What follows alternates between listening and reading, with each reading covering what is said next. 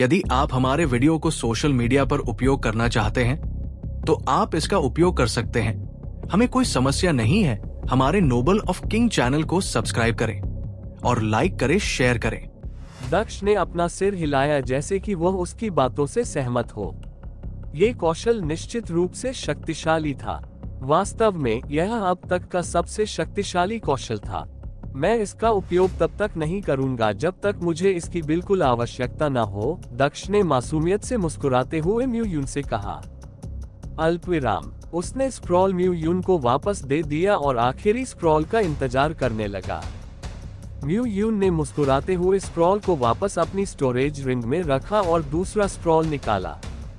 इस बार स्प्रॉल चांदी के रंग का था और यह एक तेज एहसास देता था जैसे कि यह किसी को आसानी से काट सकता है। तीसरा कौशल वह था जिसका आपने सबसे अधिक उपयोग किया क्योंकि आपको ड्रैगन के क्रोध का उपयोग करने की अनुमति नहीं थी। साथ ही ये वास्तव में एक उपयोगी कौशल भी है। हालांकि आपके पास पहले 4 कौशल थे, लेकिन मैं मंदिर बलिदान से पहले आपको सीखने के लिए केवल 3 कौशल चुन सकता था।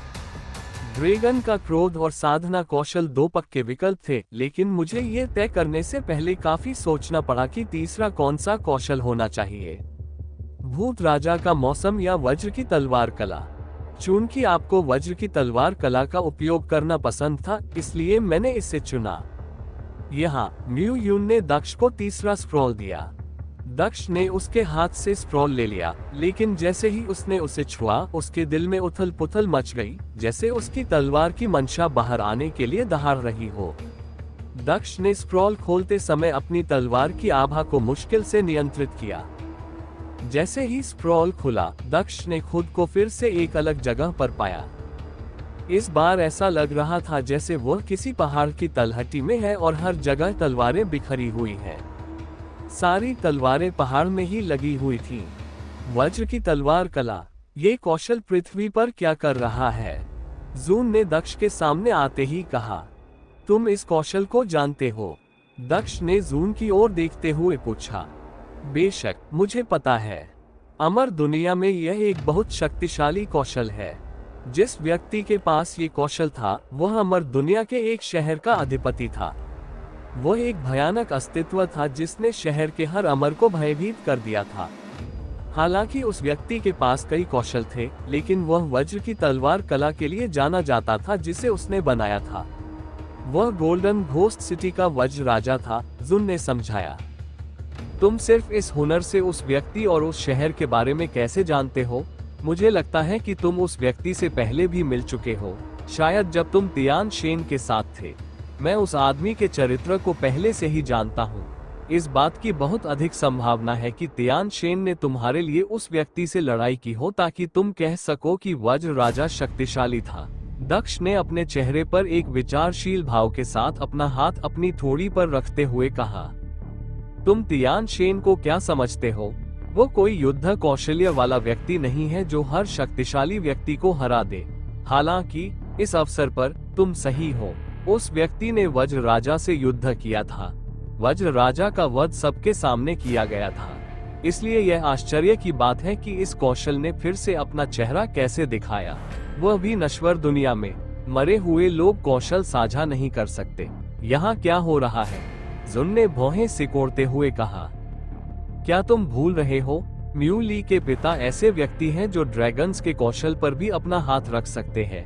एक तुच्छ मानव साधक का कौशल क्या है? दक्ष ने हंसते हुए अपना सिर हिलाया।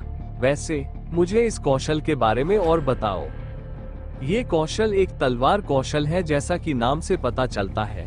मुझे नहीं पता कि यह कौशल कैसे काम करता है, लेकिन जब तियान शेन ने वज्र राजा से लड़ाई की, तो वज्र राजा इस कौशल का उपयोग करके दुश्मन पर हमला करने के लिए स्वर्ग और पृथ्वी की ऊर्जा से बनी 100 मीटर लंबी तलवार बनाने में सक्षम था। यह एक परेशानी वाली क्षमता थी, जून ने समझाया। ये लंबी दूरी से हमला करने की एक अच्छी क्षमता लगती है। इसकी वजह से एक तलवारबाज भी दूर से हमला कर सकता है, और इसकी शक्ति भी खराब नहीं होनी चाहिए क्योंकि यह अमर दुनिया से था। इस म्यूलिन के पास कुछ बहुत अच्छे कौशल थे। ये सप्ताह काफी भाग्यशाली रहा है, दक्ष ने मुस्कुराते हुए कहा। बेशक आप इसे भाग्यशाली मानेंगे। आपको 2 पत्नियां और 2 अद्भुत कौशल मिले और आपका अंतरिक्ष कानून टूट गया। लेकिन इस कौशल को कम मत समझो, इसे समझने के लिए अपना सर्वश्रेष्ठ प्रयास करो, जुन ने दक्ष से कहा। चलो, अगर कोई बच्चा इसे सीख सकता है तो ये कितना मुश्किल हो सकता है। अधिक से अधिक मैं उससे अधिक समय लूंगा जितना उसे लेना चाहिए था, दक्ष ने पहाड़ पर अपना पहला कदम रखते हुए कहा। उसने पहाड़ पर कदम रखा। जैसे ही उसने पहाड़ पर अपना पहला पैर रखा, पूरा पहाड़ हिलने लगा। दक्ष ने पहाड़ के हिलने की परवाह नहीं की और ऊपर की ओर चलना शुरू कर दिया। उसने पहाड़ पर मौजूद हजारों तलवारों को अनदेखा कर दिया, क्योंकि उसने देखा कि जैसे जैसे वह आगे बढ़ता गया, तलवारें और भी मजबूत होती गईं। कमजोर तलवारें पहाड़ के नीचे होती हैं, इसलिए मजबूत तलवारें पहाड़ की चोटी पर होनी चाहिए और सबसे मजबूत तलवार पहाड़ की चोटी पर होनी चाहिए। वो वज्र आत्मा तलवार होनी चाहिए। आपको विश्वास पाने के लिए यही चाहिए। मैंने जो सुना था उसके अनुसार वज्र तलवार एक कौशल से संबंधित तलवार थी, क्योंकि यह असली नहीं थी और यह सिर्फ दांव से बनाई गई थी। जब आप अपनी खुद की वज्र तलवार को समझकर बना लेंगे और वज्र की तलवार कला सीख लेंगे, तब भी वज्र तलवार का ये समझ वाला पहाड़ आपको निराश नहीं करेगा, क्योंकि दांव तलवार यही होगी, जुन ने दक्ष को समझाया। मैं समझता हूँ और मुझे वज्र की दांव तलवार की आवश्यकता नहीं है, लेकिन जैसा कि आपने कहा, समझने के बाद खुद एक वज्र तलवार बनाना ज्यादा बेहतर होगा और मुझे विश्वास है कि यह किसी भी अन्य से कम नहीं होगा, दक्ष ने आत्मविश्वास से कहा और वह शीर्ष पर चलना जारी रखा। 4 घंटे से ज्यादा चलने के बाद दक्ष पहाड़ के आधे रास्ते पर पहुंच गया था, लेकिन जैसे ही वो पहाड़ के बीच में पहुंचा, कंपन बंद हो गया। पहाड़ जो पिछले 4 घंटों से लगातार भूकंप की तरह हिल रहा था, अब शांत था। हालांकि अब पहाड़ हिलना बंद हो गया था, फिर भी हालात और भी बदतर हो गए। जैसे ही दक्ष पहाड़ के केंद्र पर पहुंचा, पहाड़ का हिलना बंद हो गया। जमीन पर भोंकी गई हजारों तलवारें बाहर उड़कर आकाश तक पहुंच गई। दक्ष ने आसमान की ओर देखा और देखा कि पहाड़ की सभी तलवारें पहाड़ के ऊपर उड़ रही थीं। दांव तलवार आसमान में नहीं है, वो अभी भी पहाड़ की चोटी पर जमीन पर ही लगी होगी। दक्ष ने बड़बड़ाते हुए पहाड़ की चोटी की ओर चलना शुरू किया, लेकिन जैसे ही उसने पहला कदम रखा, उसने अपने शरीर पर दबाव महसूस किया। दबाव ऐसा था मानो पूरा आसमान उस पर गिर रहा हो और उसे घुटनों पर गिराने की कोशिश कर रहा हो। पहाड़ की चोटी से हवाएं भी उसकी ओर आने लगी। हवाएं मानो तलवार की आभा से भरी हुई थी, जो दक्ष के शरीर को छूती हुई उसके पास से गुजर रही थी। मुझे लगता है कि यह वज्र की तलवार कला का एक हिस्सा है, जून ने बड़बड़ाते हुए कहा। मुझे पता है, मैं इतनी सारी चीजों से गुजर चुका हूँ कि मुझे नहीं पता कि मुझे यहाँ क्या करना है, दक्ष ने कहा और उसने सभी दबावों और तलवार के हमलों के बावजूद पहाड़ की चोटी की ओर चलना शुरू कर दिया। उसने अपनी सुरक्षा के लिए अपने किसी भी खजाने का इस्तेमाल नहीं किया, क्योंकि वह इसे पूरी ताकत से करना चाहता था। वो महसूस कर सकता था कि उस पर दबाव डाल रही यह आभा भयावह थी, लेकिन यह उसके राक्षस सम्राट शरीर की ताकत भी बढ़ा रही थी। जैसे ही दक्ष पहाड़ की और भी ऊंचाई पर पहुंचा, दबाव एक बार फिर बढ़ गया। उसके हर कदम से पहाड़ पर गड्ढा बन रहा था, क्योंकि वो बहुत ज्यादा बल लगा रहा था। 1 और घंटा बीत गया और वो पहाड़ की चोटी से सिर्फ 10 मीटर दूर था। उसने पहाड़ की चोटी पर एक राजसी तलवार देखी। जैसे ही उसने 1 और कदम आगे बढ़ाया, आकाश में सभी तलवारें उसकी ओर गिरने लगी। क्या वे गंभीर हैं? अगर वे वास्तव में गिर गए तो वे मुझे 2 टुकड़ों में काट देंगे, दक्ष ने चिल्लाया जब उसने हजारों तलवारों को अपनी ओर गिरते देखा। वो जानता था कि इस दबाव में उसके पास मोर्चे पर तलवार तक जाने के लिए ज्यादा समय नहीं है। जो भी हो, अब मैं इसे देख चुका हूँ, इसलिए इसका उपयोग कर सकता हूँ, दक्ष ने गायब होते हुए कहा। जैसे ही वो गायब हुआ, हजारों तलवारें उस जगह पर गिरी जहां वह खड़ा था। जमीन चकनाचूर हो गई और पहाड़ पूरी तरह हिल गया, लेकिन दक्ष मरा नहीं था। वो पहाड़ की चोटी पर राजसी तलवार के पीछे दिखाई दिया और उसने अपने सामने गहरे गड्ढे को देखा।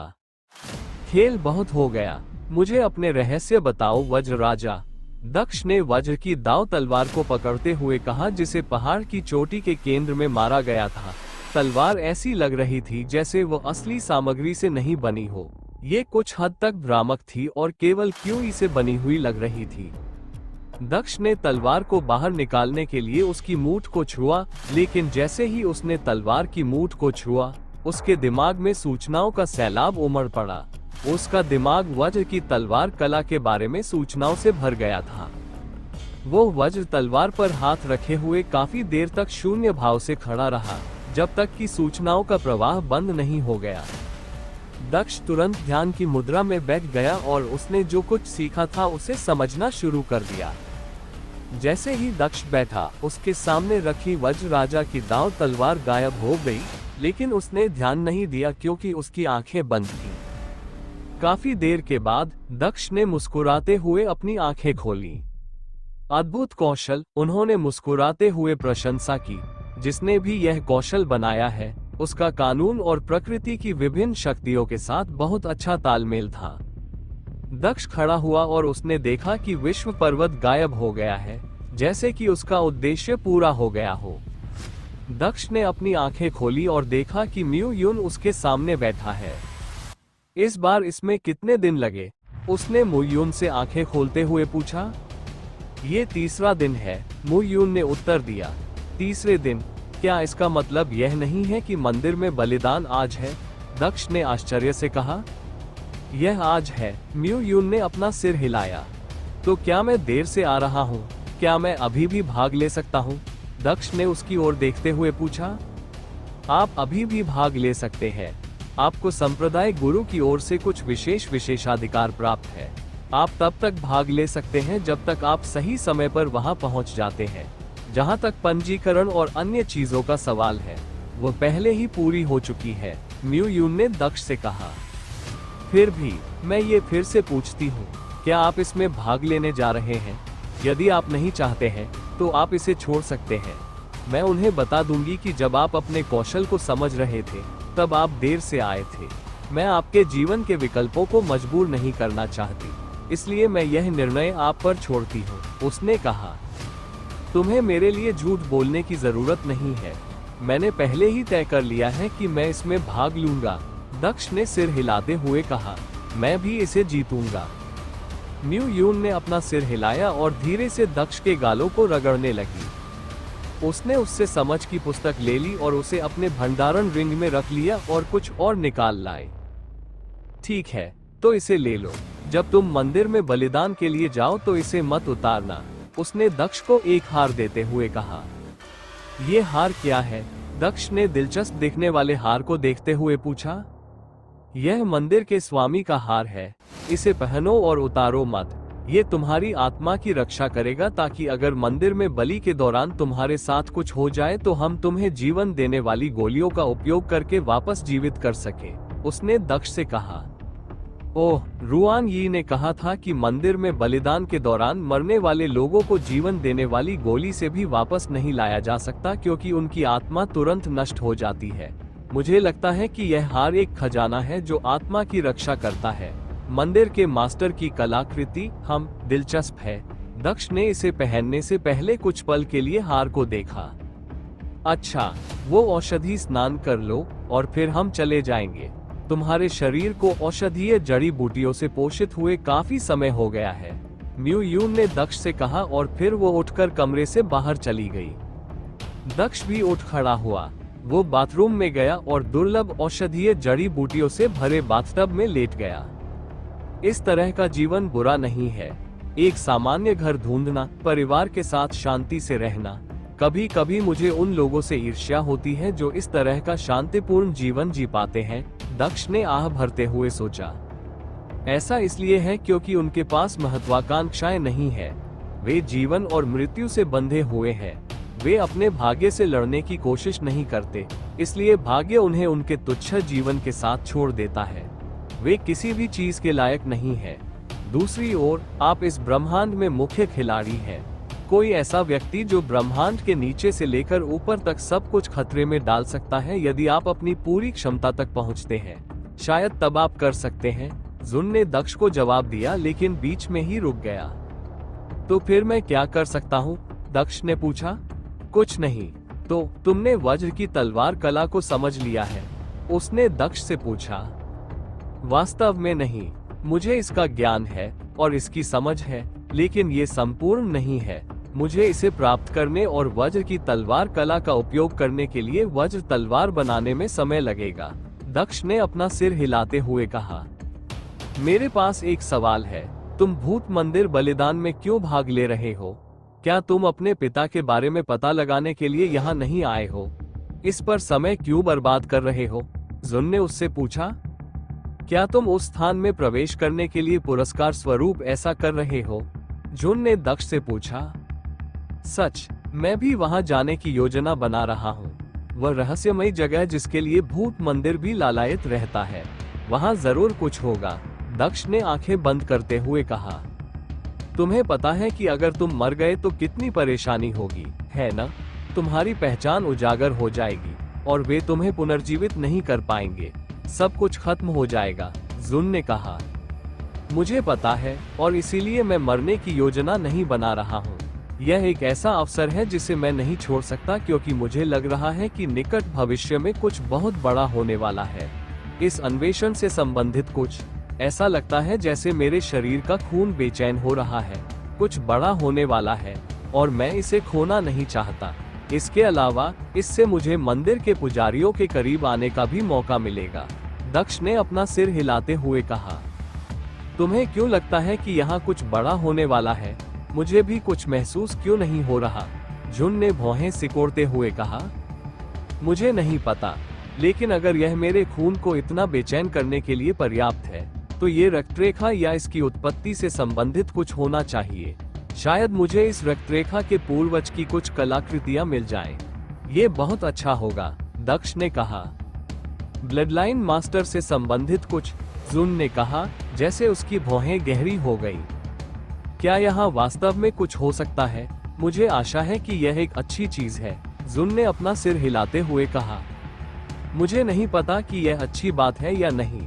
मैं जब भी अपने खून के रिश्ते को महसूस करने की कोशिश करता हूँ तो किसी तरह एक ही समय में दुखी और खुश महसूस करता हूँ। ऐसा लगता है कि यह कुछ ऐसा है जो वास्तव में मेरे करीब रहना चाहता है, फिर भी वह एक ही समय में मेरे करीब नहीं रहना चाहता। मैं केवल तभी जान पाऊंगा कि यह क्या है जब मैं वहां पहुंचूंगा, दक्ष ने जवाब दिया। जून कुछ भी नहीं बोली और गायब हो गई। वो दक्ष के रक्त मंदिर में प्रवेश कर गई और एक कमरे में गई जिसमें एक काला दर्पण था। रक्त संबंध से संबंधित कुछ मुझे बताओ, यह अच्छी बात है या बुरी बात? उसने आईने में देखते हुए कहा। दर्पण पर कुछ शब्द दिखाई दिए जो ऐसे लग रहे थे जैसे वे खून से लिखे गए हों। सूर्य के रूप में उत्पत्ति का पुराना साथी, चंद्रमा के रूप में सूर्य का दुश्मन। अच्छे का जीवन, बुरे की मृत्यु। शाश्वत नींद टूट गई है, पश्चाताप का पालन होगा। मृत्यु असंभव है, लेकिन मृत्यु ही एकमात्र समाधान है। जुन ने भौहें सिकुड़ते हुए दर्पण पर लिखे शब्दों को पढ़ा। ये शब्द क्या है? ऐसा लगता है कि आप एक ही समय में दोस्त और दुश्मन दोनों के बारे में बात कर रहे हैं। स्पष्ट बताइए, यह अच्छी बात है या बुरी? उसने रक्तरेखा मंदिर के अंदर लगे दर्पण से पूछा। दर्पण ने इसके अलावा कुछ नहीं दिखाया।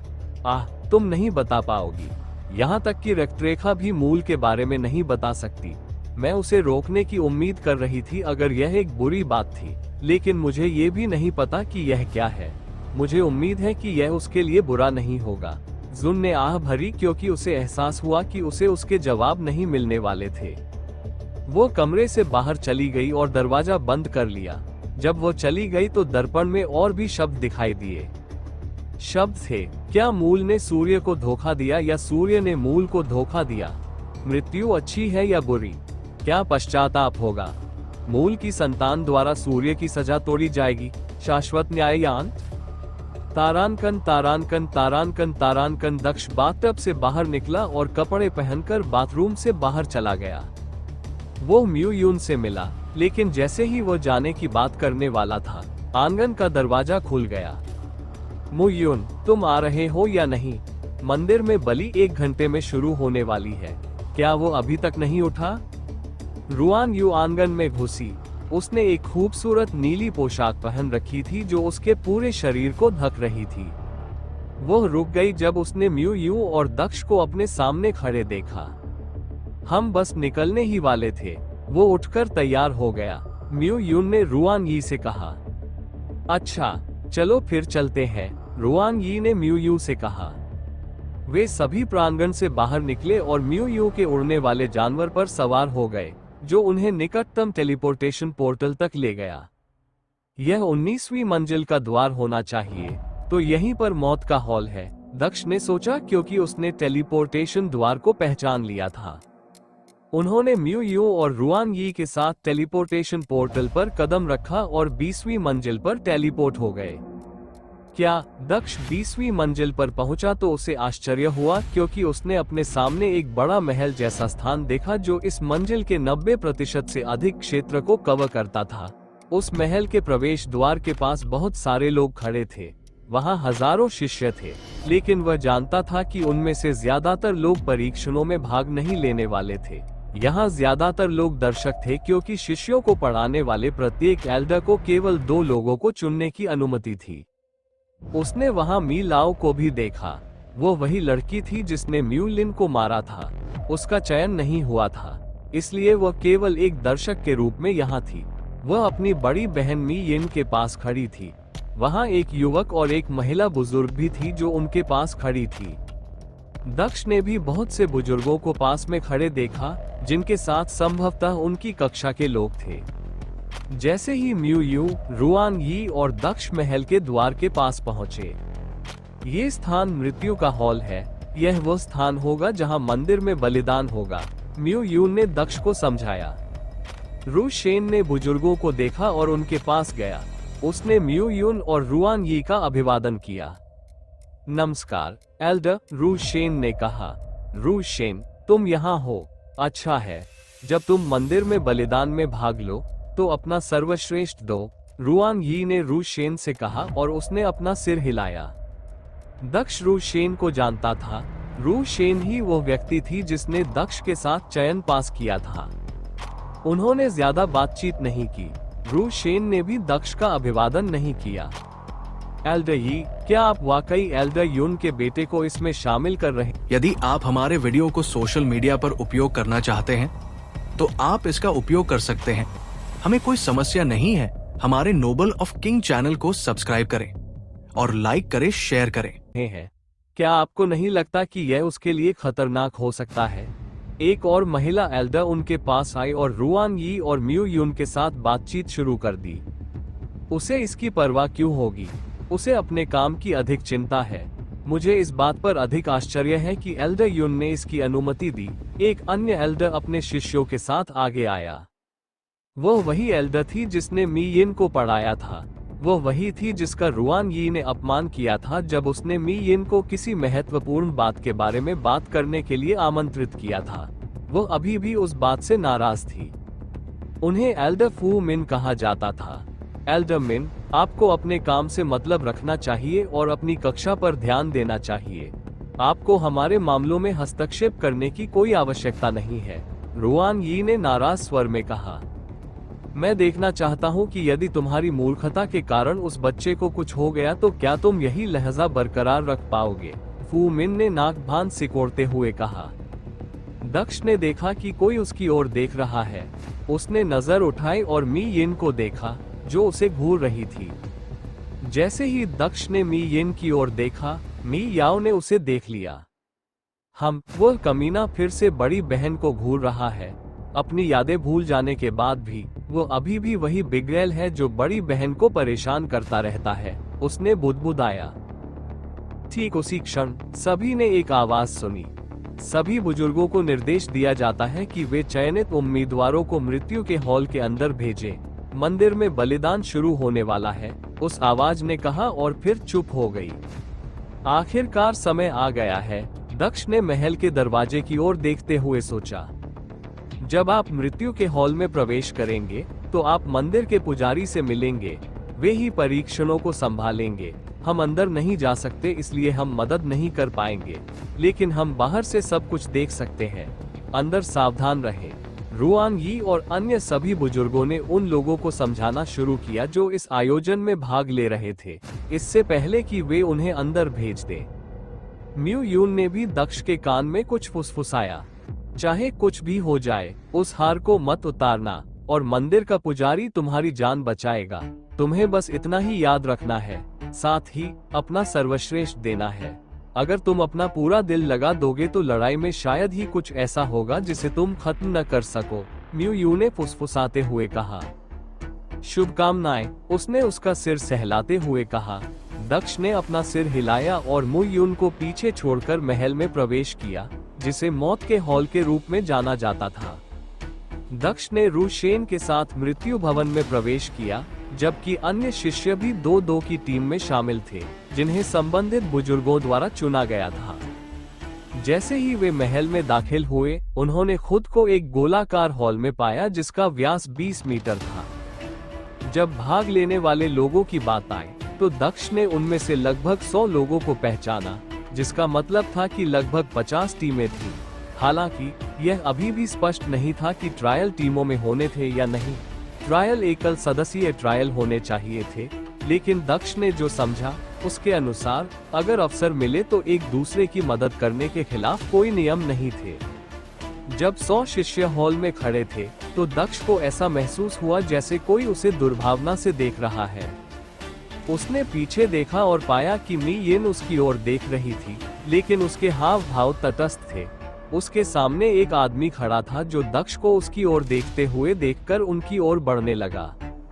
वह आदमी 5वें चरण का आकाशीय क्षेत्र साधक था। उसका नाम वांग जुन था, जिसे मी येन के साथ उसकी कक्षा से चुना गया था। अरे तुम मी लिन को परेशान करना कब बंद करोगे?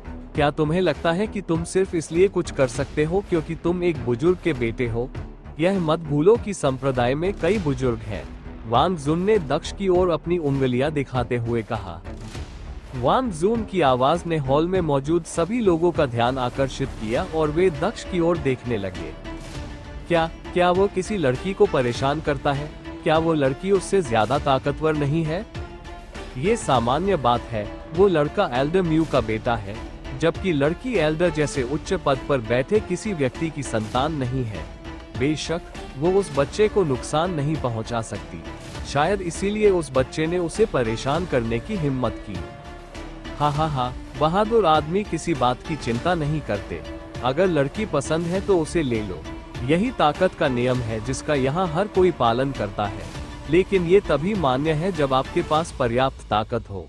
एक लड़की को परेशान करने के लिए अपनी माँ पर निर्भर रहना, कोई व्यक्ति कितना नीचे गिर सकता है? मुझे लगता है कि उसका नाम म्यू लिन है। वो एक ऐसा कचरा है जो सालों से अपनी साधना में फंसा हुआ है। वह साधना में प्रतिभाशाली या कुशल नहीं है, फिर भी उसने सुंदरता का स्वाद चखने की हिम्मत की। क्या कमीना है? एक के बाद एक लोग आपस में बात करने लगे, लेकिन सभी दक्ष का मजाक उड़ा रहे थे। रु शेन दक्ष के पास खड़ी थी, लेकिन उसने कुछ नहीं कहा। वो बस दक्ष को देख रहा था, उसकी प्रतिक्रिया का इंतजार कर रहा था। भले ही वांग जुन 5वें चरण का आकाशीय क्षेत्र साधक था और मी याओ 4थे चरण की आकाशीय क्षेत्र साधक थी, लेकिन दक्ष को बिल्कुल भी डर नहीं लगा, क्योंकि वह जानता था कि वह उन दोनों को आसानी से संभाल सकता है। लेकिन फिर भी उसने शांति से काम लिया। कम से कम उसे यही उम्मीद थी, लेकिन उसकी तीखी जुबान ने उसे मात दे दी। आप कौन हो सकते हैं? दक्ष ने उस आदमी से ऐसे लहजे में पूछा जो सामान्य तो लग रहा था, पर साथ ही साथ कृपालु भी लग रहा था, जैसे दक्ष वांग जुन की ओर देख रहा हो। मैं वांग जुन हूँ, एल्डर वांग का बेटा। मैं तुम्हें चेतावनी दे रहा हूँ, अगर तुमने उसे परेशान करना बंद नहीं किया। वांग जुन दक्ष को धमकी देने ही वाला था, लेकिन दक्ष ने उसे बीच में ही रोक दिया। बकवास बंद करो। जितना अधिक तुम बोलोगे, उतना ही अधिक मूर्ख लगोगे। यहाँ मूर्खता मत फैलाओ और वापस जाओ, दक्ष ने उत्तर दिया और उसने लापरवाही से अपना हाथ हिलाया। क्या तुमने मुझे बेवकूफ कहा? वांग जुन ने गरजते हुए कहा। अरे, मैंने तो सोचा था कि यह लड़का कायर है जो अपनी ताकत का प्रदर्शन कर रहा है, लेकिन लगता है कि इसमें हिम्मत है। हा, उस बच्चे ने वांग जुन को बेवकूफ कहा। वांग जुन एक डरपोक है अगर वो बच्चे को सजा नहीं देता है। 2 बड़े बच्चों को लड़ते देखना मजेदार होगा। हालांकि मुझे पता है कि बच्चे के पास कोई मौका नहीं है। वांग जुन ने आज निश्चित रूप से अपना सम्मान खो दिया। हा हा हा।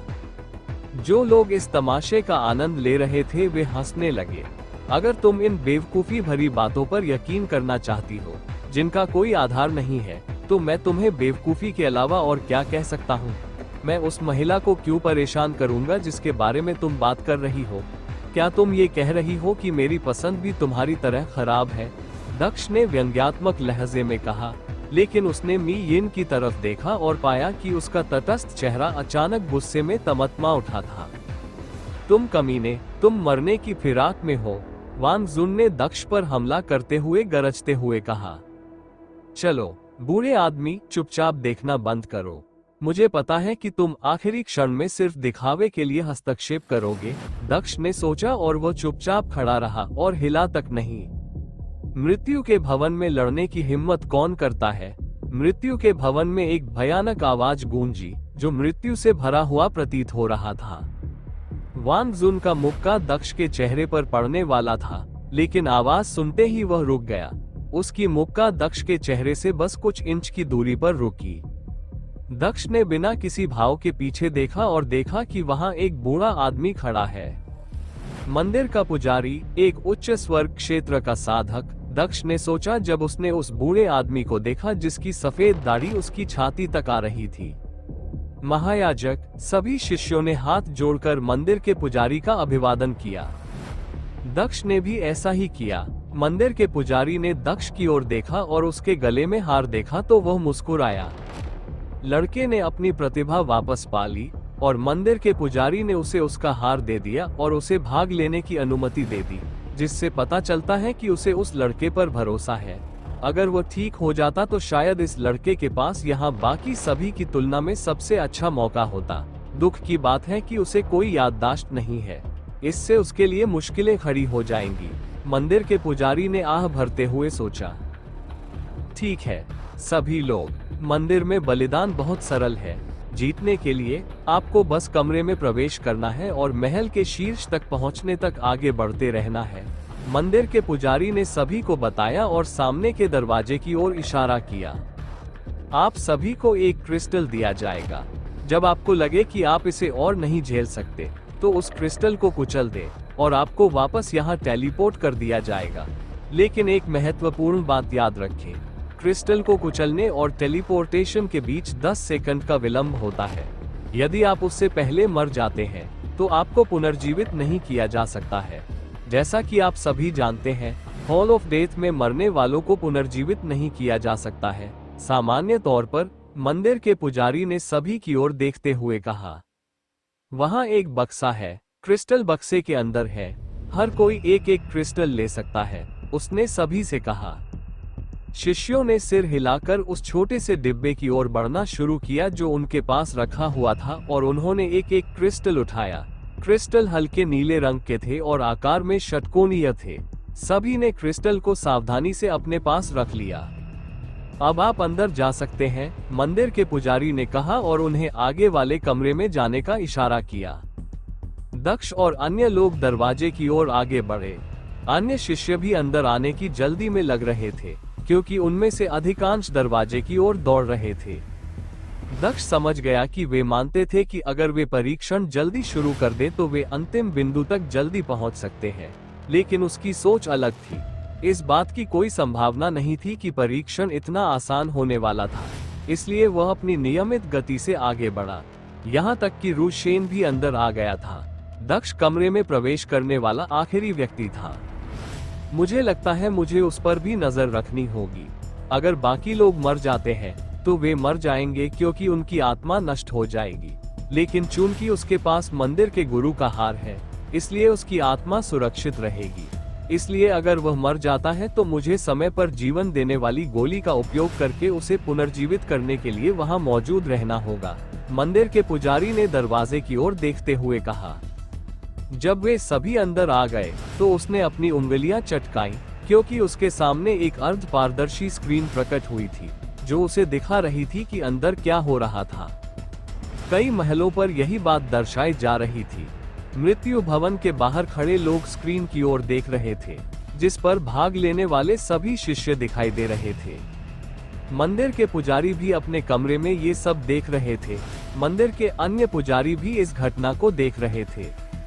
वहां एक और व्यक्ति था जो ये देख रहा था। जेल जैसी दिखने वाली जगह के अंदर एक आदमी दीवार के सहारे बैठा था। वह आदमी चेहरे की बनावट में दक्ष जैसा ही लग रहा था, लेकिन वह ज्यादा गंदा और उलझा हुआ लग रहा था। उसकी लंबी काली दाढ़ी थी जो काफी समय से बिना शेव की हुई लग रही थी। उसके लंबे बाल ऐसे लग रहे थे जैसे सालों से उन्हें धोया ही न गया हो। आदमी के कपड़े भी गंदगी से सने हुए थे। एक खूबसूरत महिला उसके पास खड़ी थी और वह सामने लगे पर्दे को देख रही थी, जिस पर मंदिर में बलिदान की घटना दर्शाई जा रही थी। चलो मंदिर में बलिदान देखें। इससे पहले कि तुम आनंद लेने में असमर्थ हो जाओ, थोड़ा आनंद लो। अन्वेषण के लिए तुम्हारे और हमारे साथ जुड़ने के लिए बच्चों की प्रतियोगिता को देखकर आनंद ले। जरा सोचो, तुम्हारे चचेरे भाई का बेटा भी इस कार्यक्रम में भाग ले रहा है। महिला ने अपनी थोड़ी पर हाथ रखते हुए कहा। जो आदमी उसके पास बैठा था उसका नाम महेंद्र प्रताप था। वह इस दुनिया में दक्ष का पिता था और वो व्यक्ति था जिसकी देखभाल करने के लिए वह यहाँ आया था। लामजून ने कमजोरी से लड़की की ओर देखा। ओह ठीक है, तुम अपने चचेरे भाई के बारे में भी नहीं जानती। तुम मंदिर के बाहर पैदा हुई और ऐसे पालक माता पिता के साथ जीवन बिताया जो तुम्हारा असली इतिहास नहीं जानते थे। मैं तुम्हें अपने असली परिवार को न जानने के लिए दोषी नहीं ठहरा सकती, महिला ने हंसते हुए कहा। आपके बेटे के अलावा आपके पास सिर्फ 2 लोग हैं जो आपके ही खून के रिश्तेदार हैं और अभी भी जीवित हैं। उनमें से एक आपकी चचेरी बहन है, वह आपकी माँ के भाई की बेटी है। वह और उसका बेटा ही एकमात्र जीवित लोग हैं जिन्हें आप अपना खून का रिश्तेदार मान सकते हैं। बहुत बुरा है कि आप इस जीवन में उनसे नहीं मिल पाएंगे, महिला ने चेहरे पर एक सहज मुस्कान के साथ कहा। उस नीले लबादे में उस बच्चे को देख रहे हो, वो एक तरह से तुम्हारा भतीजा है। म्यूलिन, कुछ अप्रत्याशित घटनाओं के बाद वो इस मंदिर बलिदान को जीतने के लिए प्रमुख उम्मीदवार है। अगर वह जीत जाता है तो कम से कम तुम मरने से पहले अपने परिवार के साथ यात्रा करने में सक्षम हो सकते हो, महिला ने स्क्रीन की ओर इशारा करते हुए समझाया। महेंद्र प्रताप ने स्क्रीन पर देखा और उस व्यक्ति को देखा जिसके बारे में वह बात कर रही थी। उसे नहीं पता था कि वह जिस व्यक्ति को देख रहा था वह वास्तव में उसका बेटा था, जिसके बारे में उसे विश्वास था कि वह बैकवाटर किंगडम में सुरक्षित है। तुम एक रहस्य जानना चाहती हो? मुझे तुम्हें बताने में कोई आपत्ति नहीं है क्योंकि हमने तुम्हारी वाक तंत्री निकाल दी है। ऐसा नहीं है कि तुम किसी को बता पाओगी, लेकिन तुम्हारे चचेरे भाई के परिवार को हमने ही उन्हें खत्म किया था। ये देशद्रोह के लिए था क्योंकि उसने तुम्हारी माँ को भागने में मदद की थी। बहुत बुरा हुआ, हम उस कुतिया को नहीं मार सके क्योंकि उसका पति डरावना था जिससे मंदिर के गुरु भी डरते हैं। हमने उससे उसके परिवार के बारे में सच्चाई छिपाई और उसे बताया कि वे तुम्हारी माँ को भी लेकर भाग गए थे। उस बेवकूफ ने भी यही माना, महिला ने मुस्कुराते हुए कहा। महेंद्र प्रताप ने बस उसे देखा, लेकिन कुछ नहीं कहा, या वो कुछ भी नहीं कह सकता था क्योंकि उसके स्वर यंत्र निकाल दिए गए थे। वो अब बोलने में असमर्थ था। अब तक तुम एक अच्छे लड़के रहे हो, अंत तक एक अच्छे लड़के की तरह बने रहो और हम तुम्हारे राज्य में नहीं जाएंगे। हम तुम्हारे बेटे पर हाथ नहीं उठाएंगे। तुम्हारा बेटा सुरक्षित रहेगा और एक तुच्छ मनुष्य की तरह जीवन जिएगा, बिना किसी ऐसी चीज में शामिल हुए जो उसे नहीं करनी चाहिए, महिला ने कहा। लांगजुन ने बस अपनी आंखें बंद कर ली और कोई प्रतिक्रिया नहीं दी। तारानकन तारानकन तारानकन तारानकन। दक्ष पहले कमरे में दाखिल हुआ और चारों ओर देखने लगा। उसने देखा कि सभी शिष्य पहले से ही यहाँ थे। सभी शिष्य आगे बढ़ने की कोशिश कर रहे थे, लेकिन उन्हें ऐसा लग रहा था कि उन्हें कठिनाई हो रही है, जैसे उनके शरीर के ऊपर दबाव का पहाड़ हो। दक्ष ने एक कदम आगे बढ़ाते हुए भौहें सिकोड़ी और उसे समझ आ गया कि यहाँ क्या हो रहा है। ये जगह वैसी ही थी जैसी गुरुत्वाकर्षण की सीढ़ियां थी जिनका सामना उसने डार्क सोल सेक्ट में किया था। जैसे जैसे कोई व्यक्ति आगे बढ़ता गया, गुरुत्वाकर्षण मजबूत होता गया। दक्ष को इसका अनुभव था और वह अपने अंतरिक्ष के नियम का उपयोग करके इसे आसानी से पार कर सकता था। उसके लिए टेलीपोर्टेशन का उपयोग करके कमरे के दूसरे छोर पर पहुंचना आसान था, लेकिन वह इसका उपयोग नहीं कर सकता था। वह जानता था कि मंदिर में वह केवल उन कौशलों का उपयोग कर सकता था जो म्यूलिन ने सीखे थे। वह जानता था कि बाहर के लोग शायद इस परीक्षण को देख रहे हैं और अगर उसने कोई गलती की तो उसकी पोल खुल जाएगी। दक्ष केवल अपनी क्रूर शक्ति का उपयोग कर सकता था। भले ही वह दिव्य स्वर्ग संप्रदाय में सभी गुरुत्वाकर्षण सीढ़ियों पर चढ़ने में सक्षम नहीं था, लेकिन इस बार चीजें अलग थी। वह अब दिव्य स्वर्ग संप्रदाय की खोज करने के समय की तुलना में बहुत अधिक मजबूत था। वह पहले से ही एक आकाश क्षेत्र साधक बन चुका है। उसका दानव सम्राट शरीर भी बहुत मजबूत था, इसलिए उसे विश्वास था कि वह ऐसा करने में सक्षम था। दक्ष ने अपना दूसरा कदम उठाया और उसके शरीर पर दबाव बढ़ गया। दबाव अभी भी उसके लिए ज्यादा नहीं था, लेकिन वह भी अभी शुरुआत में ही था। बाकी लोग पहले ही कमरे के आधे हिस्से में पहुंच चुके थे। दक्ष ने अपनी गति बढ़ा दी और वह निरंतर गति से आगे बढ़ता रहा। दक्ष ने देखा कि बहुत से लोग अपने क्रिस्टल को कुचल रहे थे, क्योंकि उनके शरीर पर दबाव पड़ने के कारण उनके मुंह से खून निकलने लगा था। वे बेवकूफ है। ये टेस्ट शायद सबसे आसान हो। अगर आपका शरीर दबाव नहीं झेल सकता तो आगे बढ़ने का कोई फायदा नहीं है। उन्हें अपने शरीर को दबाव के हिसाब से ढलने का समय देना चाहिए। लेकिन बेवकूफ बहुत जल्दबाज है, दक्ष ने सोचा। जैसे ही उसने सोचा कि उसने देखा कि आगे बैठे कुछ लोग ध्यान करने लगे। मुझे लगता है कि वे सभी मूर्ख नहीं है। मैं अपने शिष्यों को देखकर सोचने लगा था कि भूत मंदिर की प्रतिष्ठा अनुचित है, दक्ष ने अपना सिर हिलाते हुए कहा।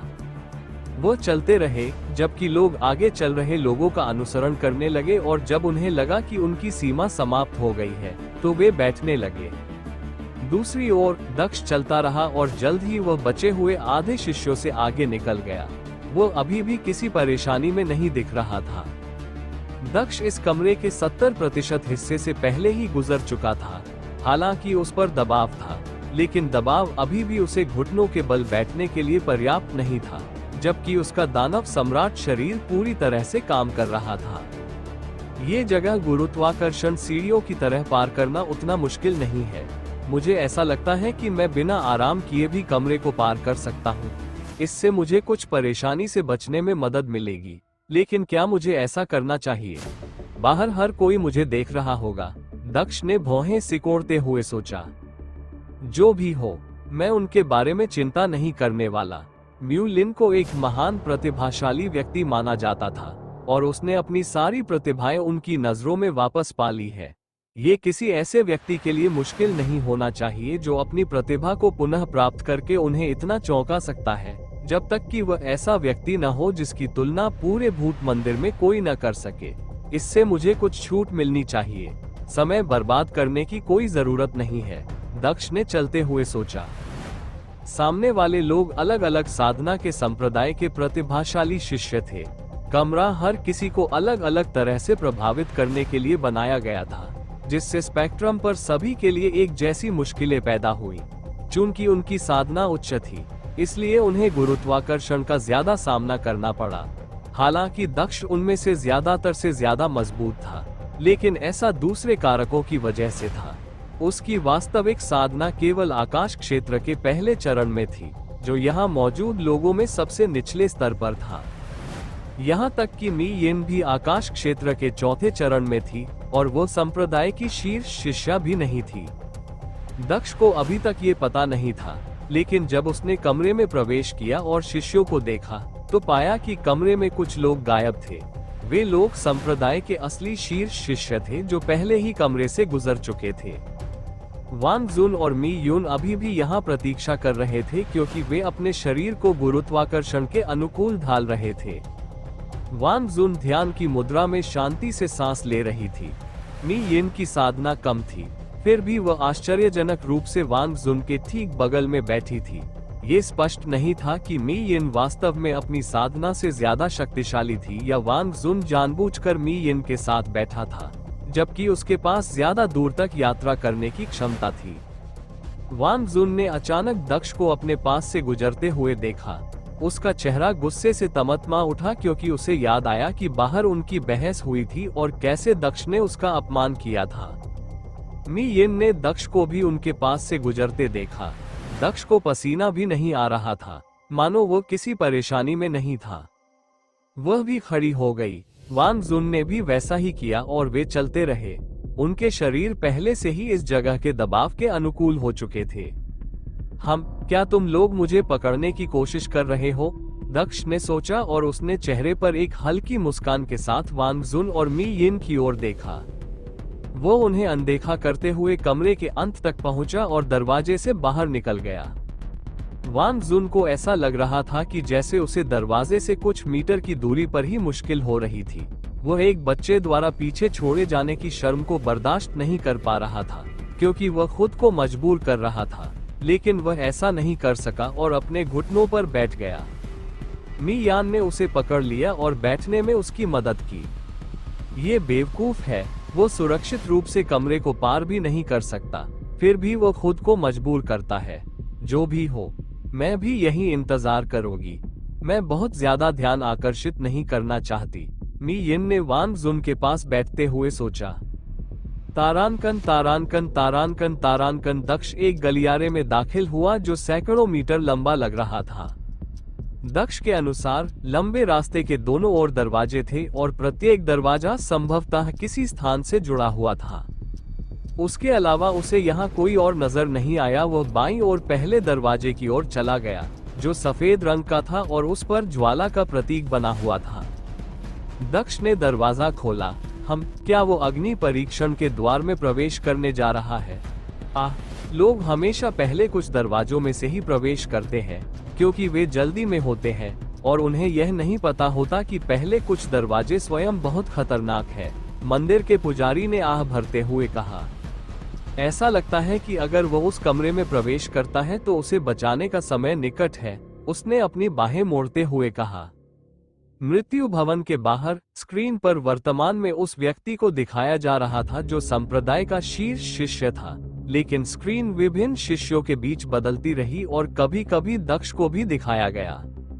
अभी तक सब कुछ बहुत अच्छा चल रहा है, भले ही वो आगे चल रहे लोगों से पीछे है, लेकिन वो अधिक स्थिर है। अगर वह स्थिर दिल बनाए रखता है तो वह निश्चित रूप से ऐसा कर सकता है, रुआन यी ने म्यू यून से कहा जब उसने गलियारे में स्क्रीन पर दक्ष को देखा। जब तक वो सुरक्षित है, मैं ठीक हूँ, म्यू यून ने स्क्रीन पर नजर डालते हुए चेहरे पर चिंता भरी नजर के साथ जवाब दिया। इसकी चिंता भी नहीं करनी चाहिए, वो अंदर सबसे सुरक्षित व्यक्ति है, रुआन यी ने सिर हिलाते हुए कहा। वो जानती थी कि दक्ष को संप्रदाय के गुरु के हार से कोई वास्तविक खतरा नहीं था, क्योंकि उसे जीवन देने वाली गोली का उपयोग करके पुनर्जीवित किया जा सकता था।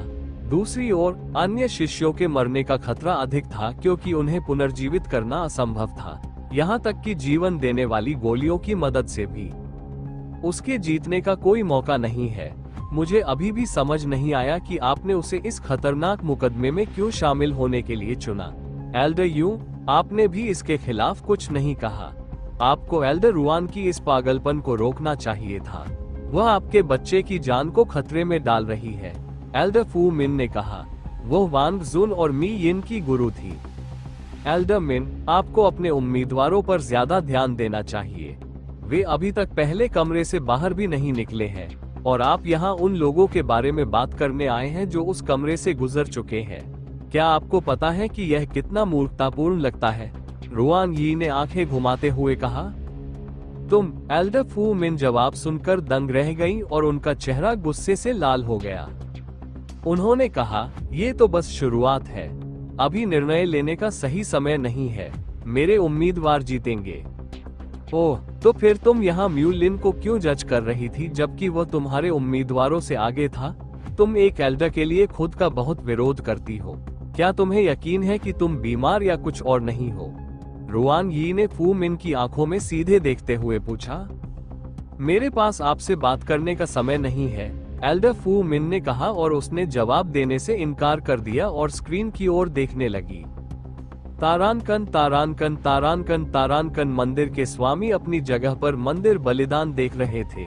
हालांकि अन्य स्क्रीन उम्मीदवारों के बीच बदल रही थी, लेकिन उनकी अपनी स्क्रीन दक्ष और उसके काम पर केंद्रित थी। फ्लेम्स का कमरा, क्या वो इसे पूरा कर सकता है? अगर उसके पास अपने पिता की क्षमताएं हैं, तो उसके पास एक अच्छा मौका हो सकता है। अन्यथा उसकी समझ उसकी स्मृति हानि के कारण बहुत कमजोर होगी और वह पास नहीं हो पाएगा। चलो देखते हैं कि क्या वह केवल अपनी पिछली क्षमताओं को पुनः प्राप्त कर पाता है या अपने पिता की क्षमताओं को भी जागृत कर पाता है। मंदिर के मास्टर ने मुस्कुराते हुए कहा। तारानकन तारानकन तारानकन तारानकन। एक गंदे कमरे में दक्ष के पिता बैठे थे। महिला अभी भी उनके बगल में खड़ी थी। वो बच्चा बहुत भाग्यशाली है कि वह उस प्राणी का बेटा है, अन्यथा वह जीवित भी नहीं होता। कम से कम इससे ये गारंटी मिलती है कि भविष्य में आपके परिवार की वंशावली समाप्त नहीं होगी। हालांकि यह मजेदार है, इस परिवार की वंशावली का एक बेटा उस पिछड़े राज्य में एक नगण्य की तरह जी रहा होगा। वह एक अर्थहीन जीवन जिएगा और एक कीड़े की मौत मरेगा, महेंद्र प्रताप के पास खड़ी महिला ने कहा। दूसरी ओर आपके परिवार के वंश का एक और बेटा अपनी अविश्वसनीय प्रतिभा के कारण राजा का जीवन जिएगा। यदि आपकी मां को मुयुन के पति जैसा पति मिल जाता तो वह और आप भी एक अच्छा जीवन जी सकते थे। देखें कि आपकी मां के गलत निर्णयों ने कितने लोगों के जीवन को नष्ट कर दिया, उसने फिर से कहा। महेंद्र प्रताप ने कोई प्रतिक्रिया नहीं दी, लेकिन वह कभी कभी आगे की स्क्रीन पर देख लेता था। तारानकन तारानकन तारानकन तारानकन। दक्ष ने लौ के प्रतीक वाला दरवाजा खोला और अंदर बंजर जमीन देखी। वो अपने चेहरे पर गर्म हवाएं भी महसूस कर सकता था, हालांकि वो कमरे में नहीं आया था। इस कमरे के दूसरे छोर पर उसे सीढ़ियां दिखाई दी। सीढ़ियां, मुझे लगता है कि वे व्यक्ति को अगली मंजिल पर ले जाती है, लेकिन यह इतना आसान नहीं होना चाहिए। ये कमरा एक परीक्षण होना चाहिए और अन्य कमरे भी।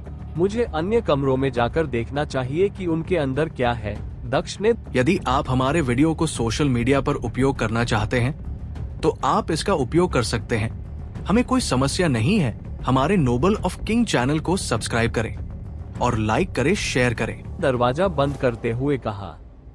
उसने दूसरे दरवाजे की ओर देखा, लेकिन उसके हाव भाव बदल गए क्योंकि उसने देखा कि दूसरे दरवाजे गायब हो गए थे।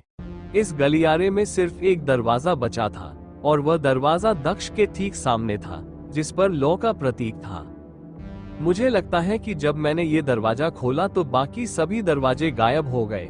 इसे मेरी पसंद के तौर पर देखा गया होगा और शायद यहाँ कोई सिर्फ एक ही चुन सकता है। अब मैं सिर्फ इसी में प्रवेश कर सकता हूँ, दक्ष ने अपने सामने दरवाजे की ओर देखते हुए कहा। उसने उसे फिर से खोला और कमरे में प्रवेश किया।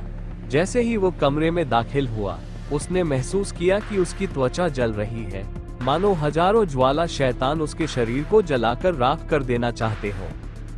दक्ष ने कमरे के अंदर अपना पहला कदम रखा, लेकिन इससे एक प्रकार की श्रृंखलाबद्ध प्रतिक्रिया हुई और पूरा मैदान जलने लगा। ओह, ये जगह, आग से गुजरना एक परीक्षा की तरह होगा, लेकिन यह मेरे लिए कुछ भी नहीं है। ये छोटी छोटी बातें मेरे कानूनों को प्रभावित नहीं कर सकती, दक्ष ने सोचा और उसकी आंखों में काली चमक आ गई। उसके शरीर के चारों ओर एक पतली परत थी जो अदृश्य थी, जिससे लपटें उसके शरीर को छू भी नहीं सकती थी। लपटें उनके और दक्ष के शरीर के बीच एक अलग जगह से अलग थी, लेकिन चूंकि वह जगह दिखाई नहीं दे रही थी, इसलिए दूसरे को ऐसा लग रहा था कि आग दक्ष को प्रभावित नहीं कर सकती। दक्ष आगे बढ़ा और मुस्कुराते हुए जमीन पर उतरा। वो तेजी से इस कमरे से गुजरा और इसके अंत में सीढ़ियों तक पहुंच गया। हालांकि दक्ष के लिए यह कोई बड़ी बात नहीं थी, लेकिन जो लोग उसे स्क्रीन पर देख रहे थे वे काफी हैरान थे। तारानकन तारानकन तारानकन तारानकन। लगता है उसने अपने पिता की कुछ क्षमताओं को जागृत कर लिया है। आग की लपटों ने उसे कोई नुकसान नहीं पहुंचाया। हा, उस आदमी का बेटा भविष्य में एक और भयानक प्राणी बन सकता है, मंदिर मास्टर ने हंसते हुए कहा जब उसने देखा कि दक्ष आसानी से कमरे से गुजर गया। तारानकन तारानकन तारानकन तारानकन। वो इतनी आसानी से कैसे गुजर सकता है? वो निश्चित रूप से धोखा दे रहा है। वो कमरा सबसे कठिन कमरों में से एक होना चाहिए। वह आग किसी भी रक्षात्मक कौशल को भेद सकती है और कल्टीवेटर को जला सकती है। वो निश्चित रूप से धोखा दे रहा है, एल्डर फू मिन ने कहा। क्या तुम मेरे बेटे को धोखेबाज कह रहे हो? म्यू यून ने अपनी आभा से पूरे मैदान को भर दिया, यहाँ तक कि फू मिन को भी एक कदम पीछे हटना पड़ा। आह नहीं, बिल्कुल नहीं, मैं तो बस कुछ और ही बुदबुदा रही थी, एल्डर फू मिन ने हाथ हिलाते हुए कहा। म्यू यून उसे घूरती रही, लेकिन अंततः उसने अपनी आभा वापस ले ली। उसने उसे देखना बंद कर दिया और पुनः स्क्रीन पर ध्यान केंद्रित किया। बधाई हो म्यू यून, आपका बेटा बहुत अच्छा कर रहा है। दक्ष के अद्भुत प्रदर्शन को देखने के बाद बहुत से बुजुर्गों ने म्यू यू को बधाई दी। धन्यवाद। म्यू यून ने उन सभी को धन्यवाद दिया जिन्होंने उसे बधाई दी थी, लेकिन वह अभी भी दक्ष के लिए चिंतित थी क्योंकि परीक्षण में जितना आगे कोई जाता था, यह उतना ही कठिन होता जाता था। रुआन यी पीछे खड़ी मुस्कुरा रही थी। तारांकन तारांकन तारांकन तारांकन। दक्ष सीढ़ियां चढ़कर मौत के हॉल की दूसरी मंजिल पर पहुंच गया। उसने खुद को एक खाली कमरे में पाया। इस कमरे से बाहर निकलने का कोई दरवाजा नहीं था। नीचे जाने वाली सीढ़ियां भी गायब हो गई थी। दक्ष इस कमरे में फंस गया था। मुझे क्या करना चाहिए? दक्ष ने पूछा, लेकिन वह जानता था कि कोई भी उसका जवाब नहीं देगा। ऐसा लगता है कि इस कमरे से बाहर निकलने का कोई रास्ता नहीं है। आप अपने अंतरिक्ष कानून का उपयोग करके वापस टेलीपोर्ट कर सकते हैं, लेकिन यह मूर्खतापूर्ण होगा। हालांकि अगर आप अपनी पूरी ताकत का उपयोग करते हैं तो आप शायद इस कमरे की दीवारों को तोड़ सकते हैं, जून ने दक्ष से कहा जब वो उसके पास आए। मैं ऐसा नहीं कर सकता। मैं कुछ भी ऐसा नहीं कर सकता जो बहुत चौंकाने वाला हो। मैं कुछ प्रतिभाएं दिखा सकता हूं क्योंकि म्यू लिन एक प्रतिभाशाली व्यक्ति था, लेकिन कमरे को तोड़ना बहुत स्पष्ट होगा। इसके अलावा मैं अपने कौशल और राजा की तलवार का उपयोग किए बिना इसका उपयोग नहीं कर सकता। दक्ष ने अपना सिर हिलाते हुए कहा। क्या वो खुद से बात कर रहा है? रुआन यी ने पूछा जब उसने दक्ष के होंठ हिलते हुए देखे। वो शायद अपने आप से ही बात कर रहा होगा। कोई भी ऐसा कर सकता है। बिना किसी जानकारी के एक कमरे में बंद रहना उलझन भरा होगा, म्यू यून ने जवाब दिया। रुआन यी ने कहा, वो लंबे समय तक अकेला नहीं रहेगा। पहली मंजिल से गुजरने वाला अगला उम्मीदवार भी इसी कमरे में आएगा। तारांकन तारांकन तारांकन तारांकन। दक्ष कमरे की दीवारों के पास गया और ये देखने के लिए उनका परीक्षण करने लगा कि कहीं कुछ छूट तो नहीं गया है, लेकिन उसे यहाँ कुछ भी अजीब नहीं लगा। उसने जमीन की भी जांच की, लेकिन सब कुछ जाना पहचाना लग रहा था। उसे ऐसा कुछ नहीं मिला जिससे वो अगले कमरे में जा सके। उसके अनुसार सभी दीवारों में एक जैसी ताकत थी, इसलिए दीवारें निश्चित रूप से यहाँ थी। दीवारों में निश्चित रूप से कोई गुप्त दरवाजा नहीं था। कम से कम अभी तक तो कोई नहीं था। अभी तो इंतजार करना ही बेहतर होगा। इस कमरे में कुछ तो होने वाला है जो आगे का रास्ता खोल देगा, दक्ष ने बुदबुदाते हुए कहा और दीवार के पास जाकर बैठ गया। 10 मिनट बीतने के बाद दक्ष ने जमीन पर एक रास्ता बनते देखा। वो खड़ा हुआ और सीढ़ियों को देखा। उसने सीढ़ियों से ऊपर आते हुए एक व्यक्ति को भी देखा। ये तुम हो? दक्ष ने उस व्यक्ति को देखते ही कहा। तुम बहुत देर से आए हो। यह वांग जुन ही था जिसने पहला और दूसरा ट्रायल पूरा किया था। उसका दूसरा ट्रायल तुलनात्मक रूप से आसान था क्योंकि उसकी किस्मत अच्छी थी और उसने जो दरवाजा चुना था वह आसान ट्रायल वाला निकला। उसका ट्रायल दक्ष के ट्रायल से कहीं ज्यादा आसान था। मुलिन, तुम भी यहाँ हो? वांग जुन ने फर्श पर कदम रखते ही और दक्ष को देखते ही ऊंची आवाज में कहा। इस मंजिल पर कदम रखते ही उसके पीछे की सीढ़ियां भी गायब हो गई। दक्ष ने वांग जुन को देखा तो मुस्कुराया। उसे इस कमरे के उद्देश्य का अंदाजा हो गया था और उसे इंतजार क्यों करना पड़ा। उसकी धारणा सही साबित हुई जब उसने एक आवाज सुनी। आप दोनों को युद्ध करना होगा और केवल विजेता ही परीक्षण के अगले चरण में जा सकता है। युद्ध शुरू होने के बाद यह मृत्यु तक चलने वाला युद्ध होना चाहिए।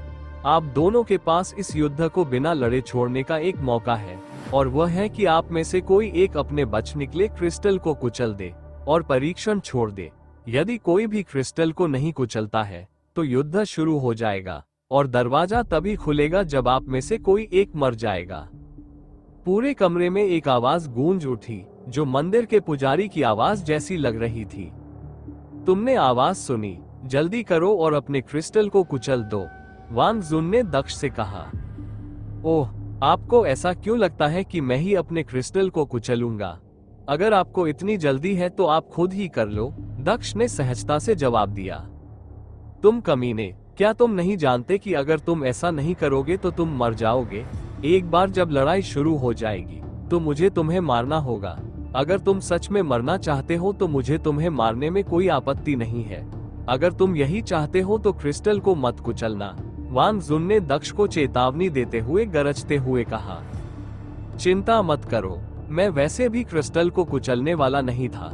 दक्ष ने मुस्कुराते हुए जवाब दिया। दक्ष देख सकता था कि वांग जुन क्रोधित हो रहा था, लेकिन उसे इसकी परवाह नहीं थी। ऐसा नहीं था कि उसे इस व्यक्ति की परवाह थी। उसके पास पहले से ही इस आदमी की देखभाल करने के लिए पर्याप्त कौशल थे। भले ही उसने वज्र की पूरी तलवार कला में महारत हासिल नहीं की थी और वह 1000 मीटर लंबी पूरी वज्र तलवार बनाने में सक्षम नहीं था, फिर भी वह एक छोटी वज्र तलवार बना सकता था जो एक सामान्य तलवार के आकार की थी, जो वांग जुन को काटने के लिए पर्याप्त थी, बशर्ते वह इसका कुशलतापूर्वक उपयोग करे। उसके पास अपनी शारीरिक क्षमताएं भी थी। एकमात्र समस्या ये थी कि वह अपने पहले सीखे गए कौशल का उपयोग नहीं कर सकता था, क्योंकि इससे उस पर संदेह पैदा होता। समय समाप्त हो गया है। आप में से किसी एक के मरने के बाद ही कोई इस कमरे से बाहर जा सकता है। मंदिर के पुजारी की आवाज एक बार फिर गूंजी। वांग जुन ने अपनी उंगलियां चटकाते हुए दक्ष को घूरा। बहुत अच्छा, तुमने मौत को चुना है। मरने के बाद मुझे दोष मत देना। तुम केवल अपने आप को ही दोषी ठहरा सकते हो, वांग जुन ने कहा और उसने अपनी तलवार को मजबूती से पकड़ लिया और दक्ष की ओर उड़ चला। वांग जुन की तलवार की धार दक्ष की छाती की ओर इशारा कर रही थी, जो अपनी तलवार को दक्ष के दिल में घोंपने के इरादे से था। दक्ष भी स्टोरेज रिंग से एक तलवार ले आया, लेकिन उसने म्यूलिन की स्टोरेज रिंग का इस्तेमाल किया, जिसमें उसकी तलवार थी। जैसे ही वांग जुन की तलवार की नोक दक्ष के पास आए, दक्ष ने एक तेज हरकत की और अपने पैरों की मदद से अपने शरीर को एक तरफ कर दिया।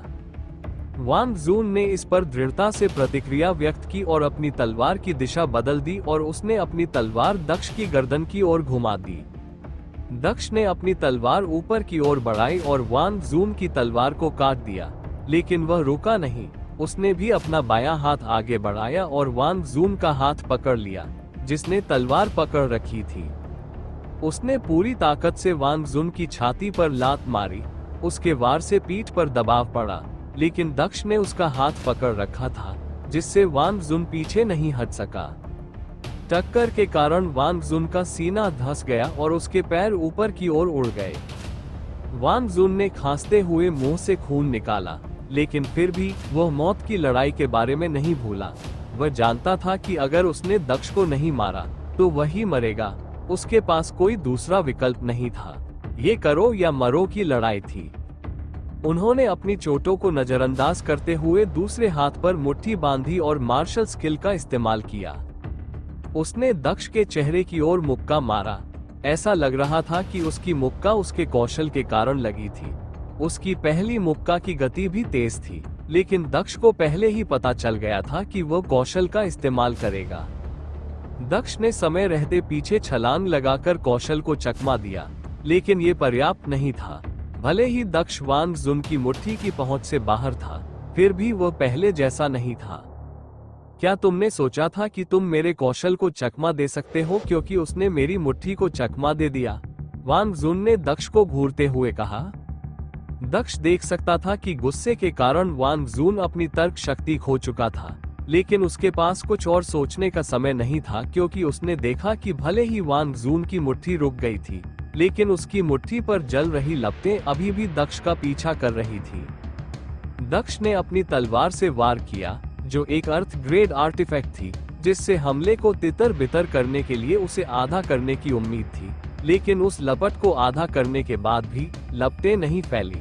इसके विपरीत लौ के दोनों हिस्से बढ़ने लगे और सामान्य आकार में वापस आ गए। दूसरे शब्दों में, उसने हमले को नष्ट करने के बजाय एक ही हमले को 2 हमलों में विभाजित कर दिया था। ये कौशल क्या है? यहाँ तक कि एक पृथ्वी ग्रेड हथियार भी इसे नष्ट नहीं कर सकता। इसके बजाय ये कई गुना बढ़ जाता है। दक्ष ने भौहें सिकोड़ते हुए उन लपटों से बचता रहा जो उस पर दोनों तरफ से हमला कर रही थी। आग की एक गेंद उसके सिर की ओर आई, लेकिन दक्ष ने अपना सिर झुका लिया। आग की गेंद दीवार से टकराने के बजाय वापस उसकी पीठ की ओर आ गई। ये दोनों ज्वालाएं न केवल उस पर आक्रमण कर रही थी, बल्कि अब उसका पीछा भी कर रही थी। ये कौन सा कौशल है? दक्ष ने वांग जुन से पूछा, जबकि वह हमले से बचता रहा। ये क्रोध का नारकीय जाल है, तुम इससे कभी नहीं बच सकते। मैं आमतौर पर इस कौशल का उपयोग कभी नहीं करूंगा क्योंकि इसकी कीमत बहुत अधिक है। मुझे इसे एक बार इस्तेमाल करने के लिए अपने जीवन के 10 साल गंवाने पड़े, लेकिन तुम्हारा जीवन इसके साथ है। मुझे तुम्हें मरते हुए देखना अच्छा लगेगा। भागो छोटे मेमने, भागो भागो और मरने पर क्रिस्टल को न कुचलने के अपने फैसले पर पछताओ। तुम लपटों को नष्ट नहीं कर सकते और न ही उनसे बच सकते हो। बस हार मान लो, वांग जुन ने दक्ष से कहा। ठीक है, हर हमले की अपनी कमजोरी होती है। अगर मैं आग की लपटों को मुझ पर हमला करने दूं, तो भी मुझे यकीन है कि मैं नहीं मरूंगा। मैं अपने रक्षात्मक कौशल का भी इस्तेमाल कर सकता हूँ, लेकिन इससे भी ध्यान आकर्षित होगा। मैं बस थोड़ा घायल हो जाऊंगा, लेकिन मेरा दानव सम्राट शरीर आग की लपटों की ज्यादातर ताकत का ख्याल रखेगा और मेरा स्पेस बैरियर भी मेरी रक्षा करेगा। लेकिन मैं नहीं चाहता कि मुझे मारा जाए। हमलों से निपटने का कोई और तरीका होना चाहिए, दक्ष ने सोचा। दक्ष को अचानक एक विचार सूझा और उसने अपनी दिशा बदली। उसने हमलों से बचना बंद कर दिया और वांग जुन की ओर उड़ना शुरू कर दिया। लपटें उसके पीछे भागी। वांग जुन अभी भी दीवार के सहारे खड़ा था क्योंकि उसकी छाती टूट गई थी और वह उसे थोड़ा ठीक होने का समय देने की कोशिश कर रहा था। लेकिन जैसे ही उसने दक्ष को अपनी ओर आते देखा, वह भागने लगा। वज्र की तलवार कला, मुझे अपनी ताकत दिखाओ, दक्ष ने कहा और अपनी उंगली से अपने माथे को छुआ और उड़ता रहा। दक्ष के सामने एक काली तलवार प्रकट हुई जो ऐसी लग रही थी जैसे वह काले कोहरे से बनी हो। तलवार इतनी तेजी से चली कि ऐसा लग रहा था जैसे वह दूर से आ रही हो। जैसे वह वांग जुन के पास आई और नीचे से वार किया। तलवार ने वांग जुन के सिर पर प्रहार किया और नीचे की ओर वार करना जारी रखा। वांग जुन ने दौड़ना बंद कर दिया और अपनी जगह पर खड़ा होकर दक्ष की ओर देखने लगा। अचानक उसका शरीर 2 हिस्सों में बंट गया और उसके शरीर के दोनों हिस्से अलग अलग तरफ गिर गए। जैसे ही वांग जुन की मृत्यु हुई, उसके पीछे भाग रही लपटें भी गायब हो गईं। जब लपटें गायब हो गईं तो दक्ष ने दौड़ना बंद कर दिया। जैसा मैंने सोचा था, लपटें वांग जुन की जीवन शक्ति से जुड़ी थीं। जब तक वह मरता, लपटें गायब हो जाती। हालांकि ये कौशल बुरा नहीं था, लेकिन यह एक आत्मक क्षति पहुंचाने वाला कौशल है। मेरे पास पहले से ही आत्मक क्षति पहुंचाने के लिए पर्याप्त कौशल है। मुझे और अधिक की आवश्यकता नहीं है, दक्ष ने सोचा और अपना सिर हिलाया। वह वांग जुन की ओर बढ़ा, लेकिन उसने कुछ अजीब बात देखी।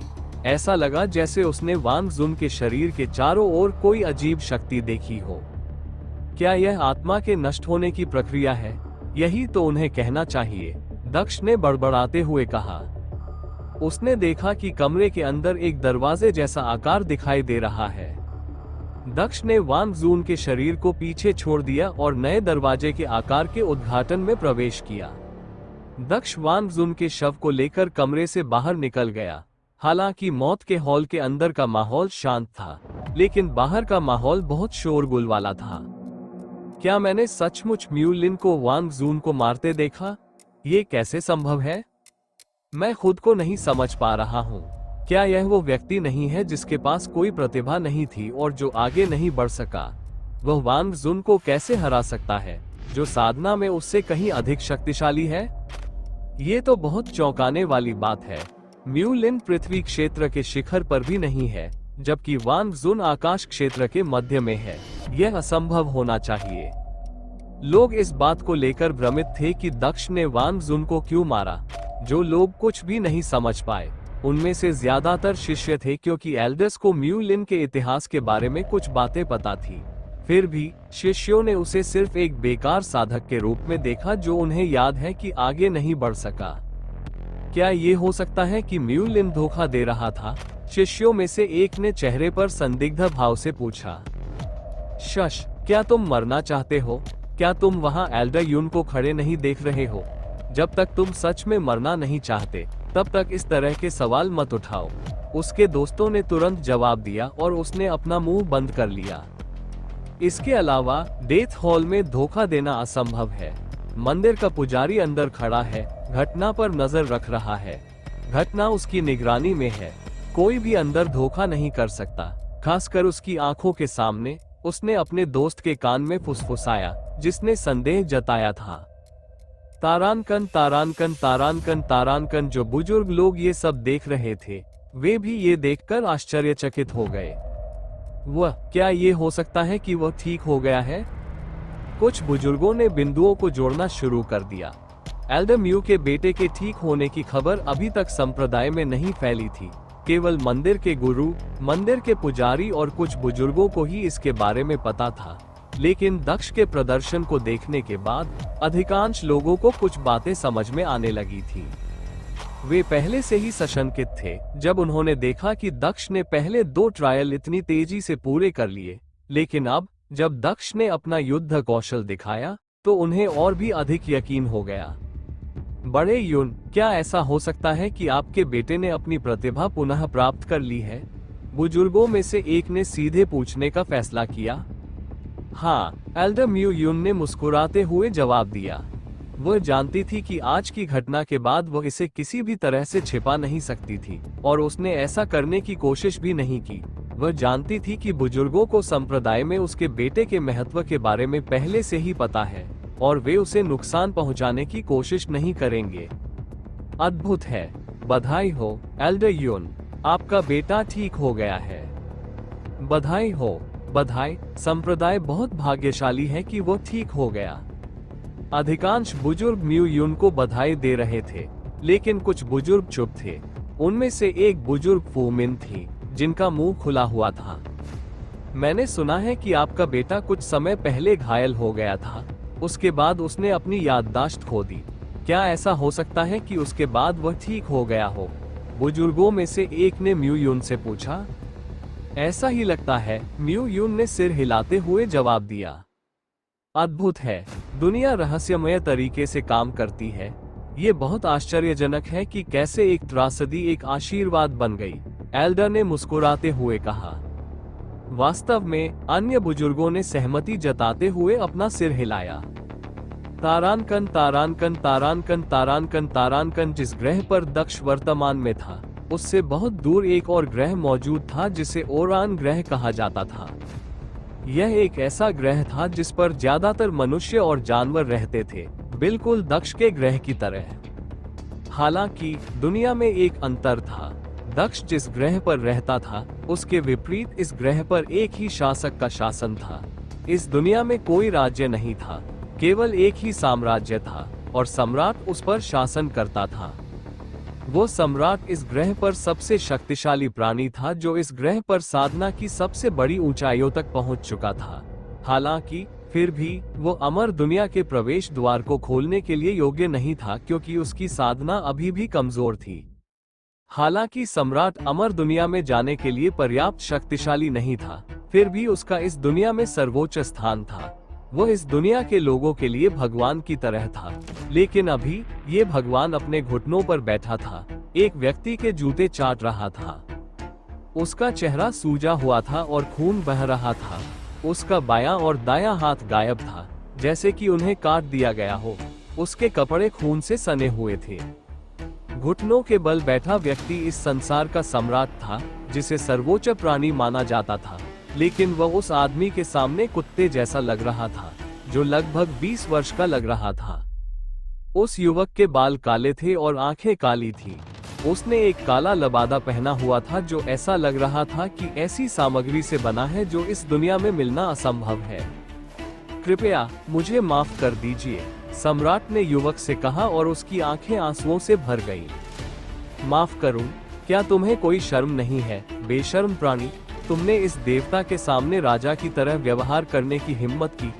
इतना ही नहीं, तुमने हमला करने की भी हिम्मत की। खुश रहो कि मैं तुम्हें सीधे नहीं मार रहा हूँ। बस एक अच्छा कुत्ता बनो और जूते चाटते रहो। मैं उन्हें बिल्कुल साफ चाहता हूँ, युवा लड़के ने मुस्कुराते हुए कहा।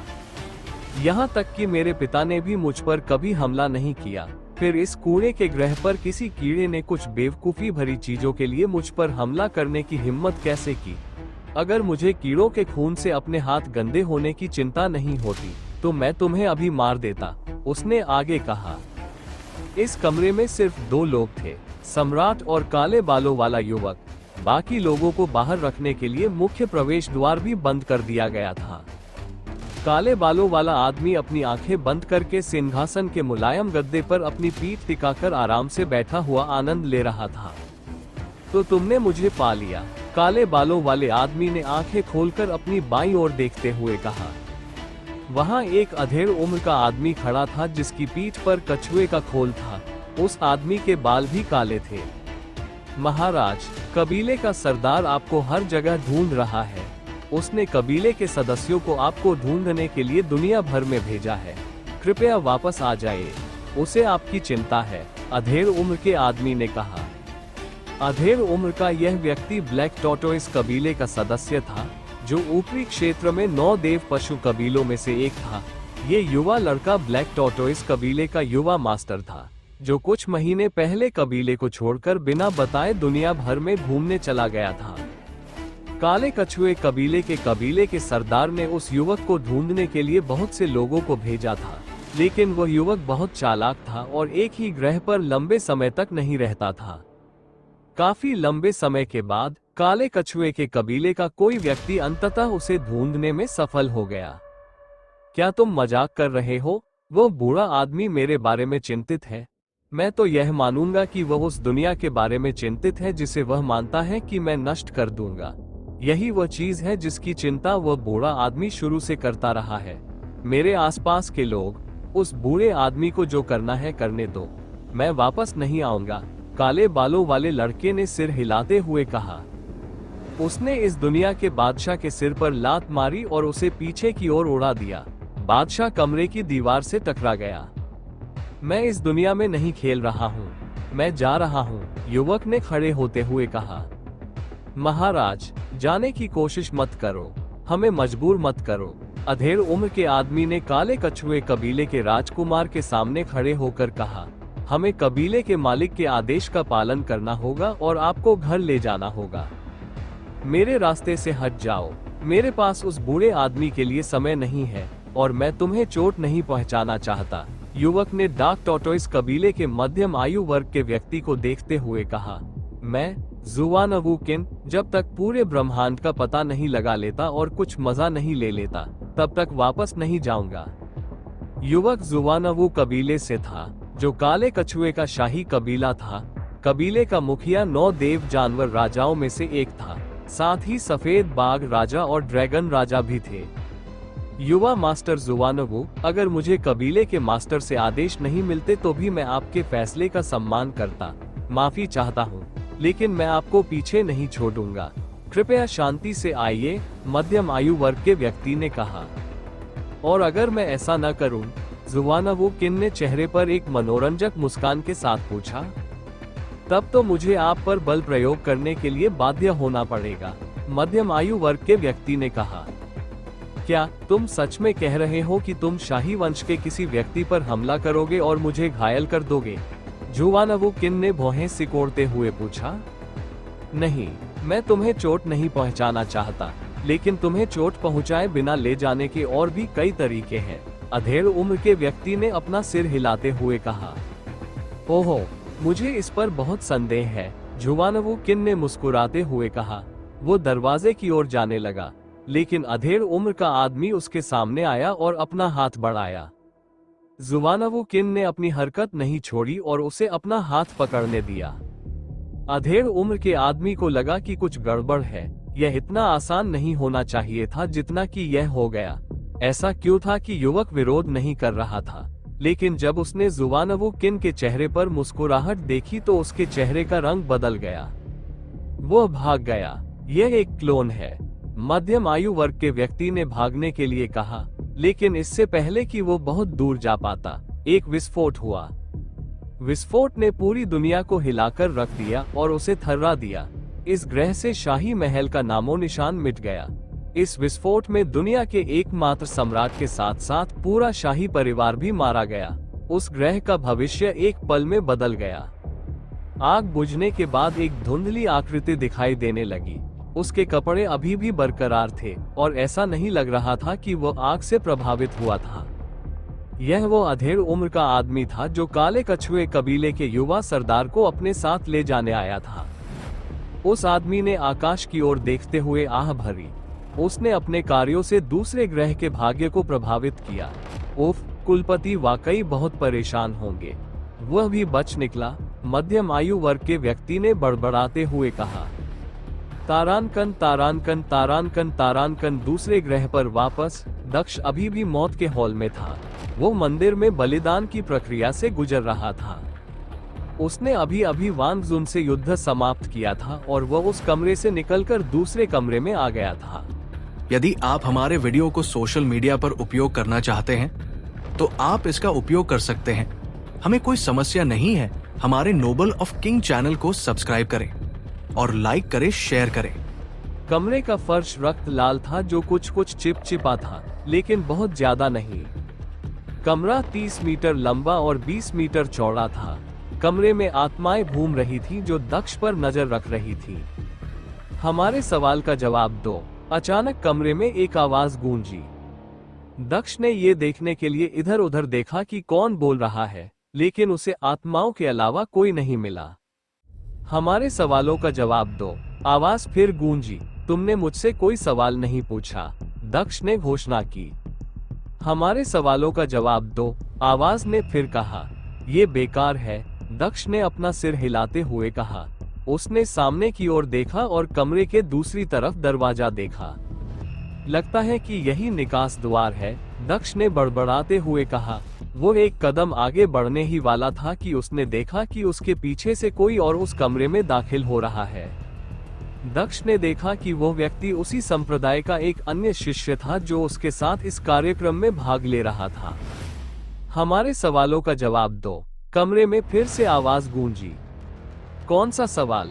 नवागंतुक ने भी वही सवाल पूछा जो दक्ष ने पूछा था। हमारे सवालों का जवाब दो। उस आवाज ने ये शब्द दोहराए। तुम क्या बात कर रहे हो? भाड़ में जाओ, मैं आगे जा रहा हूँ, आदमी ने कहा और एक कदम आगे बढ़ाया और सामने के दरवाजे की ओर चलने लगा। लेकिन जैसे ही उसने एक कदम आगे बढ़ाया, एक आत्मा चली और उस आदमी के शरीर से होकर गुजरी। दक्ष ने चेहरे पर उदासी लिए सब कुछ देखा।